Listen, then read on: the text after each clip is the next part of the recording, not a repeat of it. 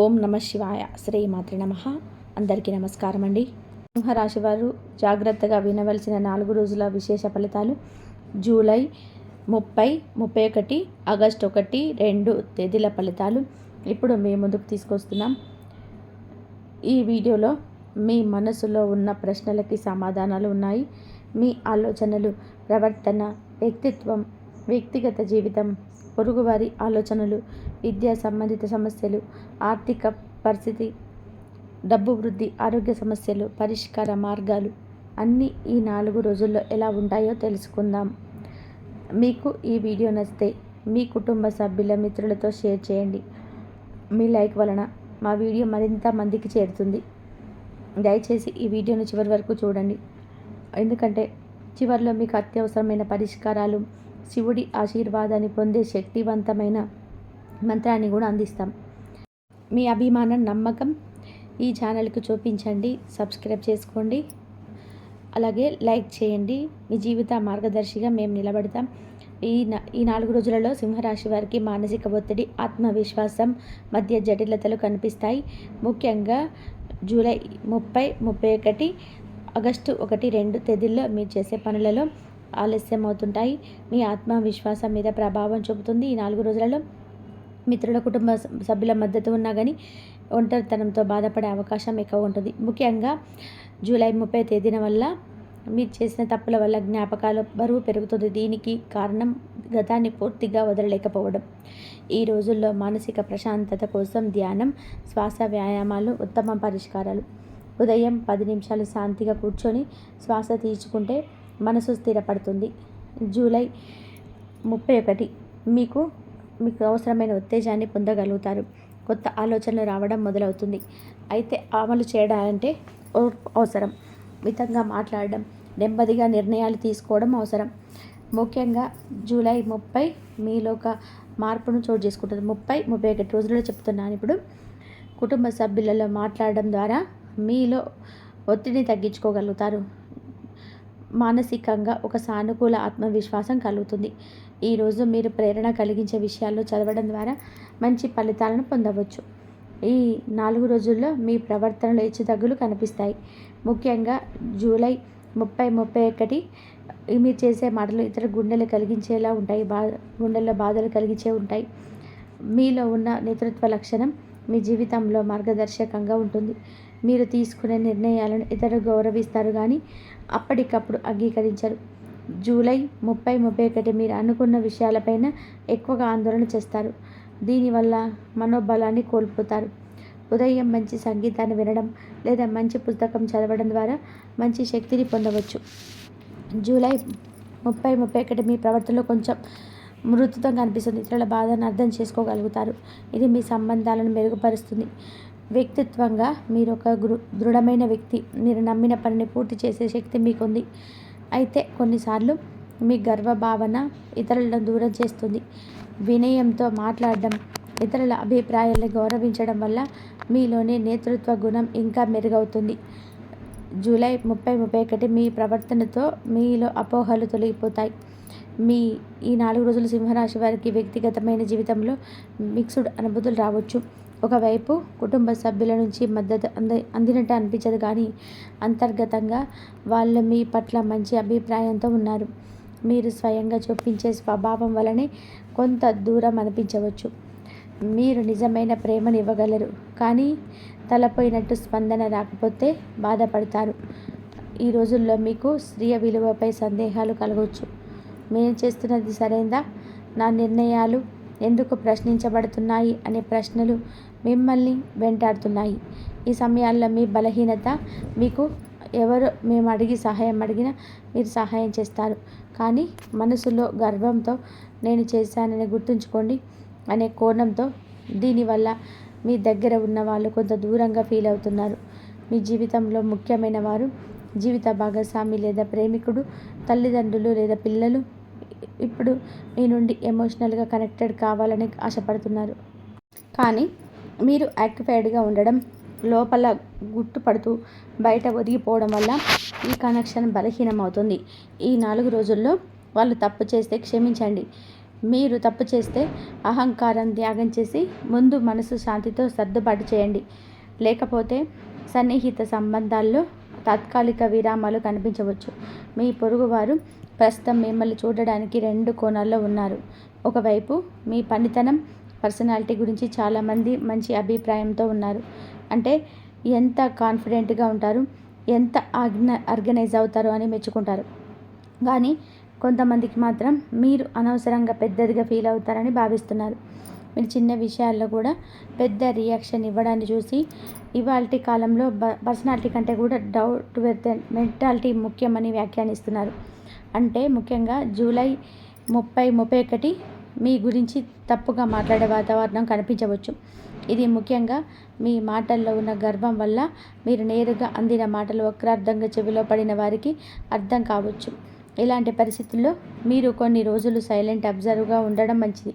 పొరుగువారితో సంబంధం తప్పనిసరిగా అవసరమైతే మాట్లాడండి, కానీ అన్నెసరీ ఆర్గ్యుమెంట్స్ వదిలేయండి. మీ ప్రవర్తన చూసి కొందరు మీరు తమని తక్కువగా చూస్తున్నారని ఫీల్ అవుతున్నారు. ఇది నిజం కాకపోయినా మీరు చూపే బాడీ లాంగ్వేజ్ పదజాలం కొంతమందికి ఆ టోన్లోనే అనిపించవచ్చు. అలాగే కొందరు పొరుగువారు మిమ్మల్ని చూసి మోటివేట్ అవుతున్నారు. మీ డిసిప్లైన్, స్టైల్, ఆర్గనైజేషన్ చూసి మనవాడిలా ఉండాలి అని కొంతమంది తమ పిల్లలతో కూడా చెప్పుకుంటున్నారు. ఈ 4 రోజుల్లో మీపై చుట్టుపక్కల వాళ్ళ పర్సెప్షన్స్ 2 ఎక్స్ట్రీమ్లా ఉంటాయి.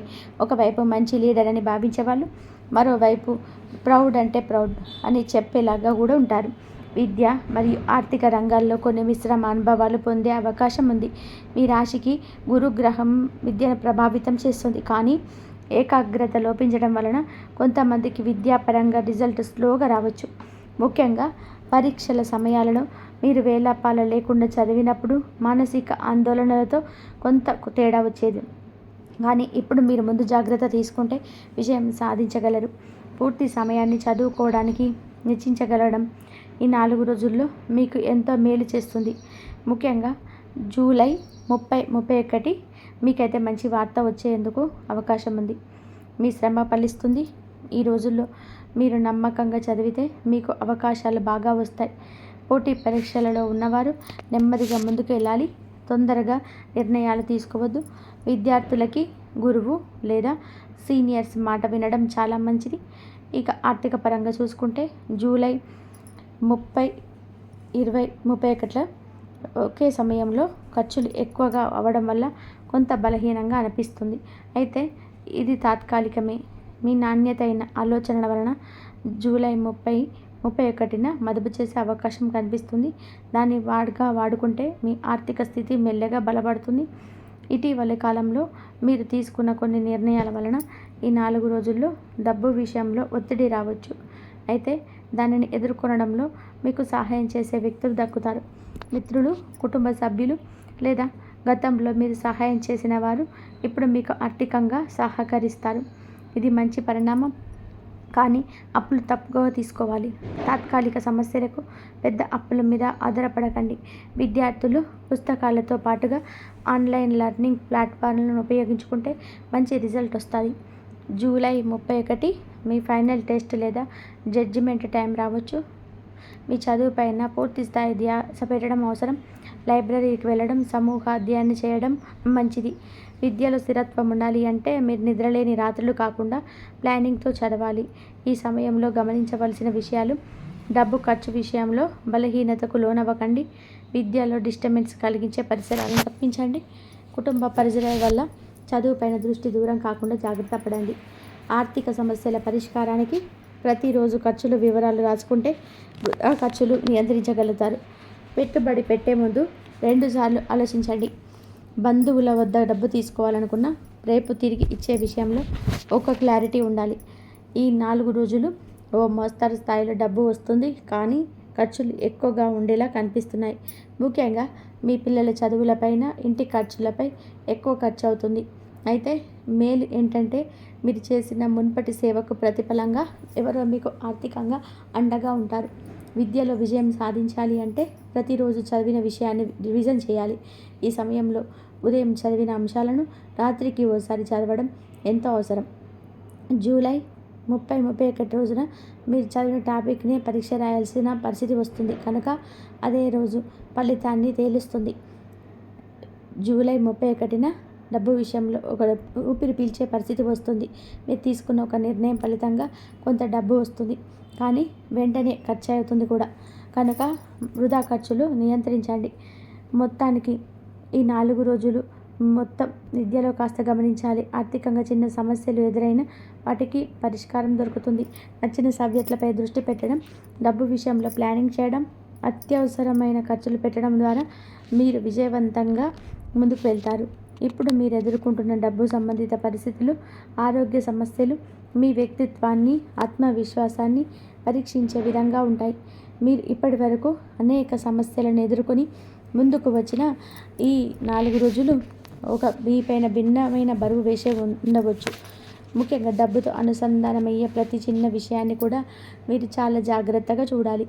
ఎందుకంటే మీరు తీసుకునే చిన్న చిన్న ఆర్థిక నిర్ణయాలే రాబోయే రోజుల్లో పెద్ద పరిణామాలకి కారణమవుతాయి.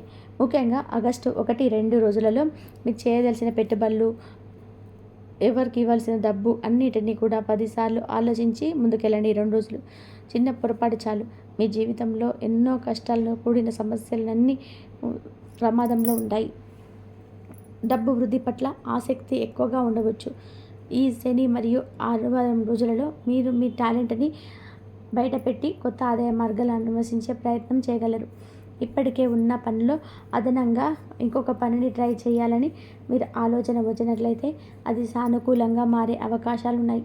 మీకు ట్యూషన్లు చెప్పగలగడం, ఆన్లైన్లో సర్వీస్ ఇవ్వడం, హోమ్ బిజినెస్ చేయడం వల్ల అనుకూలంగా ఉంటాయి. అంతేకాదు మీరు నమ్మిన వ్యక్తులు లేదా స్నేహితులు సహకారం ఇచ్చేలా ఉంటారు. కానీ అదే సమయంలో కొన్ని ప్రతికూలమైన మార్గాలు మీ ముందు నిలబడే అవకాశం ఉంది. ముఖ్యంగా గ్లామర్గా తక్కువ టైంలో ఎక్కువ డబ్బు వస్తుందని చెప్పే అవకాశాలను దూరంగా ఉంచండి. ఈ రోజులో మీ ఆదాయ మార్గాలు విచిత్రంగా ఉండొచ్చు. చిన్న ఉద్యోగాలు, పార్ట్ టైం పనులు, ఫ్రీలాన్సింగ్ ప్రాజెక్టు వంటి వాటిని పరీక్షించి చూడండి. మీ టాలెంట్కు మార్కెట్లో మంచి డిమాండ్ ఉందని చెప్పి గుర్తించగలిగితే ఆ దిశగా కృషి చేయండి. మీరు మాట్లాడే తీరు, వ్యవహరించే ధైర్యం, సమయ పాలన ఇవన్నీ కలిపి మీకు ఆదాయాన్ని తెచ్చిపెట్టే సాధనలు అవుతాయి. కానీ డబ్బు కోసం మీరు చేస్తున్న ప్రతి పని నైతికంగా, శ్రద్ధగా, నమ్మదగినగా ఉండాలి. మీరు ఒక్కసారి కూడా నైతికతను దాటి పనిచేస్తే ఆ ప్రభావం మీ మనసుపై, మీ జీవితం పైన పడుతుంది. కానీ డబ్బు సంపాదించే క్రమంలో అనవసర ఖర్చులు మరింత పెరిగే అవకాశం ఉంటుంది. కొందరు స్నేహితులు లేదా బంధువులు మిమ్మల్ని ఖరీదైన భోజనాలకు, షాపింగ్కు ఆహ్వానించవచ్చు. అప్పుడే మీకు తెలుసుకోవాలి, ఇది అవసరమా, లేదా మీకు నిజంగా వస్తువు అవసరమా, లేదంటే కేవలం ఇతరుల కోసం చూపించాలనే ఆలోచనతో ఖర్చు చేస్తున్నారా అని. ఇదే సమయంలో కొందరికి మీరు సహాయం చేయాలనిపించవచ్చు, కానీ ఆ సహాయం మిమ్మల్ని నష్టంలోకి నెట్టే అవకాశం ఉందని గుర్తించాలి. మీరు ఇచ్చే ₹1 కూడా సరిగ్గా మదింపు చేయకపోతే అదే తర్వాత ఒత్తిడికి కారణం అవుతుంది. పాత అప్పులు, వడ్డీల భారం, క్రమంగా పెరిగే ఖర్చులు ఇవన్నీ కూడా ఒకే సమయంలో తలెత్తే అవకాశం ఉంది. అప్పుల నుంచి బయటపడాలి అంటే మొదట మీరు మీ ఖర్చులను నియంత్రించుకోవాలి. మీరు ఎంత సంపాదించినా ఎక్కువ ఖర్చు చేస్తుంటే అది ఉపయోగం ఉండదు. ప్రతిరోజు చేసే ఖర్చులు రికార్డు చేయడం, నెల బడ్జెట్ తయారు చేయడం అనేది చిన్నవైన చాలా ప్రయోజనకరమైనవి. ఉదాహరణకి మీరు రోజు ₹100 విలువైన ఖర్చును నియంత్రిస్తే నెలకు ₹3,000 సేవ్ చేయగలరు. అదే డబ్బుతో ఏదైనా బిజినెస్ స్టార్ట్ చేయవచ్చు, లేదా హెల్త్ ఇన్సూరెన్స్ తీసుకోవచ్చు. మీ ఆర్థిక నిర్ణయాల్లో కుటుంబ సభ్యులతో భాగస్వామ్యం ఉండడం మంచిది. ఎందుకంటే ఒకరు నిర్ణయం తీసుకోవడం కంటే అందరూ కలిసి నిర్ణయం తీసుకుంటే ఆలోచనలో స్పష్టత వస్తుంది. ఫినాన్షియల్ ప్లాన్స్ సహాయం తీసుకోవడం వల్ల కూడా మీకు ప్రయోజనాన్ని పొందుకోవచ్చు. అతను మీ ఆదాయం, ఖర్చులు, పెట్టుబడులు అన్నిటినీ కూడా విశ్లేషించి మీకు సరైన మార్గం చూపగలరు. ఆర్థిక ప్రణాళికలు చేయడంలో అత్యవసర నిధి ఏర్పరచడం ముఖ్యమైన అంశం. మనకు అనుకోకుండా వస్తే ఆరోగ్యపరమైన ఖర్చులు, ప్రయాణాలు లేదా వ్యక్తిగత అవసరాల కోసం డబ్బు అవసరమవుతుంది. ఇప్పుడు మన దగ్గర డబ్బు లేనప్పుడు మనం పక్క వారిని ఆశ్రయించాలి. అందుకే ముందుగానే ప్రతి నెల కొంత మొత్తాన్ని అత్యవసర ఖాతాలో వేసుకుంటూ ఉండాలి. ఇప్పుడు ఆరోగ్యం గురించి మనం వివరంగా మాట్లాడుకోవాలి. ముఖ్యంగా డబ్బు సంపాదించడంలో మనం బిజీ అయినప్పుడు ఆరోగ్యాన్ని పక్కన పెట్టేస్తాం. కానీ ఆరోగ్యం లేకపోతే మనం సంపాదించేది వృధా అవుతుంది. ఈ 4 రోజుల్లో ముఖ్యంగా మానసిక ఒత్తిడికి గురయ్యే పరిస్థితులు ఎక్కువగా ఉంటాయి. కుటుంబ బాధ్యతలు, ఆఫీసు ఒత్తిడి, డబ్బు సమస్యలన్నీ కలిసిపోయి మనసుకు అధిక బరువైపోతుంది. దీనివల్ల నిద్రలేమి, తినే అలవాట్లలో మార్పు, ఉద్రేకాలు, అలసట వంటి లక్షణాలు కనిపించవచ్చు. అందుకే రోజుకి కనీసం అరగంట వ్యాయామానికి కేటాయించాలి. ఉదయం వేళ 10 నిమిషాల స్ట్రెచ్చింగ్ అయినా సరే, వాకింగ్ అయినా చేయండి. ఇది శరీరానికి ఎనర్జీ ఇవ్వడమే కాదు, మనస్సుని ఉల్లాసంగా ఉంచుతుంది. తినే ఆహారం విషయంలో కూడా జాగ్రత్త అవసరం. ఎక్కువ ఆయిల్ ఉన్న పదార్థాలు, తక్కువ నిద్ర, అధిక మసాలా ఫుడ్ ఇవన్నీ కూడా ఆరోగ్యానికి హాని కలిగించే అంశాలు. రోజుకు కనీసం 3 టైమ్స్ సమయానికి తినే అలవాటు ఉండాలి. ఆహారంలో పాలు, పప్పులు, కూరగాయలు, పండ్లు తప్పనిసరిగా ఉండాలి. అదే విధంగా నీరు ఎక్కువ తాగాలి. రోజుకు కనీసం 3 లీటర్ల వరకు నీళ్లు తాగితే శరీరంలోని విష పదార్థాలు బయటకు వెళ్ళిపోతాయి. నిద్ర కూడా ఆరోగ్యానికి చాలా అవసరం. రోజుకు 7 నుంచి 8 గంటల అవసరం. ఈ నిద్రలో మన శరీరం కొత్త కణాలను తయారు చేస్తుంది. తక్కువ నిద్ర వల్ల మానసిక స్థితిలో అస్థిరత కలుగుతుంది. ఉదయం లేవగానే అరగంట ధ్యానం చేయడం లేదా ప్రాణాయామం చేయడం ద్వారా మానసిక ప్రశాంతతను పొందవచ్చు. మనం ఎంత డబ్బు సంపాదించినా మనలో ప్రశాంతత లేకపోతే మనకు ఆ డబ్బుతో కూడా ఆనందం ఉండదు. ధ్యానం చేయడం వల్ల మన మనసు ప్రశాంతంగా మారుతుంది. నెగిటివ్ ఆలోచనలన్నీ దూరం అవుతాయి. మనం ప్రతి విషయాన్ని స్పష్టంగా ఆలోచించగలుగుతాం. ఇవన్నీ పాటించడం వల్ల మీరు ఆరోగ్యంగా, ఆర్థికంగా కూడా బలంగా ఉండగలుగుతారు. ఈ 4 రోజుల్లో మీరు చేసే ప్రతి ప్రయత్నం మిమ్మల్ని ఒక కొత్త దశకు తీసుకొస్తుంది. మీరు సరిగ్గా ప్లాన్ చేసుకుంటే చిన్న చిన్న మార్గాల్లో దాడులు తెరుచుకుంటూ మీ జీవితాన్ని మీ స్వయంగా మలుచుకోగలుగుతారు. ఒకప్పుడు మీరు చూసిన కలలు ఇప్పుడు నిజం అవ్వడానికి సమయం ఆసన్నమైంది. మీ తాలూకు ఆర్థిక నిర్ణయాలు, ఆరోగ్యపరమైన అలవాట్లు ఇవే మీ విజయానికి మూల స్తంభాలవుతాయి. ఈ కాలంలో మీకు సహాయం చేసే దేవతామూర్తిని గుర్తించి ప్రతిరోజు కనీసం 5 నిమిషాలు ఆ దేవుని ధ్యానించండి. మీరు చేయదలిచిన పనులన్నీ కూడా అడ్డంకులు లేకుండా నెరవేరాలని ప్రార్థించండి. అంతేకాదు, ఎవరికైనా సరే మీరు సహాయం చేస్తే హృదయపూర్వకంగా చేయండి.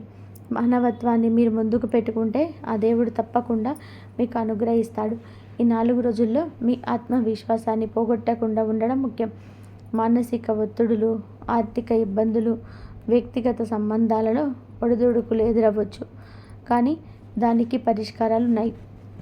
పరిహారాలు ప్రతిరోజు కూడా ఉదయం పచ్చని పళ్ళల్లో తులసి దళాలతో లింగానికి అభిషేకం చేయడం మంచిది. శివాలయంలో ఒకసారి రుద్రాభిషేకం చేయించండి.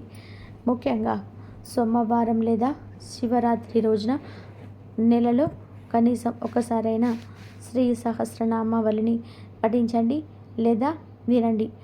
పూర్వీకులకు పిండ ప్రదానం చేయడం వల్ల కూడా మీ కుటుంబంలో వచ్చే ఆర్థిక అడ్డంకులన్నీ కూడా తొలగిపోతాయి. పచ్చని మొక్కలు నాటడం ద్వారా మీరు శుభ ఫలితాలు పొందుకుంటారు. ఇది శని గ్రహ దోషాన్ని కూడా తగ్గిస్తుంది. ప్రతిరోజు కూడా కనీసం 10 నిమిషాలు ధ్యానం చేయండి. ఓం నమః శివాయ అనే మంత్రాన్ని 10 నిమిషాలు చదవడం వల్ల శరీర శక్తి పెరుగుతుంది, దురదృష్టం తగ్గుతుంది. డబ్బు మరియు ఆరోగ్య సమస్యలకు ప్రత్యేక పరిష్కారాలు. ఓం నమః శివాయ జపంతో పాటుగా ఓం మహాదేవాయ నమః అనే మంత్రాన్ని 108 సార్లు పఠించండి. మంగళవారం రోజు 5 ఎర్రి పళ్ళను దాతృత్వంగా ఇవ్వడం వల్ల అంగారక గ్రహశాంతి కలుగుతుంది. ఆదివారం రోజున దయచేసి వృద్ధాశ్రమం లేదా అనాథాశ్రమానికి కనీస సహాయం ఇవ్వండి. ఇది ఆర్థిక శుభదనం తీసుకొస్తుంది. గోపూజ చేయడం వలన ఆరోగ్య సమస్యలు తగ్గుతాయి. గోవులకు ఆకులు, పళ్ళు పెట్టడం వల్ల శరీర బలాన్ని పొందుతారు. నిత్యం ఆలయం వెళ్ళలేని వారు ఇంట్లో శివుడి చిత్రాన్ని బట్టతో తుడిచి పసుపు కుంకుమ పెట్టి దీపం వెలిగించండి. దీని వలన ఇంట్లో శుభ వాతావరణం ఏర్పడుతుంది. శివుడు మంత్రంతో ముగింపు. ఓం త్రయంబకం యజామహే సుగంధం పుష్టివర్ధనం ఊర్వాముపబంధనాత్ మృత్యుక్షయమామృతాత్. ఈ మహామృత్యుంజయ మంత్రాన్ని ప్రతిరోజు ఉదయం లేదా సాయంత్రం పఠించండి. ఇది మీ ఆరోగ్యాన్ని కాపాడుతుంది, ధైర్యాన్ని ఇస్తుంది, డబ్బు సమస్యల నుంచి బయటపడేందుకు మార్గం చూపుతుంది. మీకు ఈ వీడియో నచ్చితే లైక్ చేయండి, షేర్ చేయండి. మరిన్ని జ్యోతిష వివరాల కోసం మా ఈ ఛానల్ని తప్పకుండా సబ్స్క్రైబ్ చేసుకోండి. మీరు ఆనందంగా ఉండాలి, ఆరోగ్యంగా ఉండాలని మనస్ఫూర్తిగా కోరుకుంటున్నాను. ధన్యవాదాలు.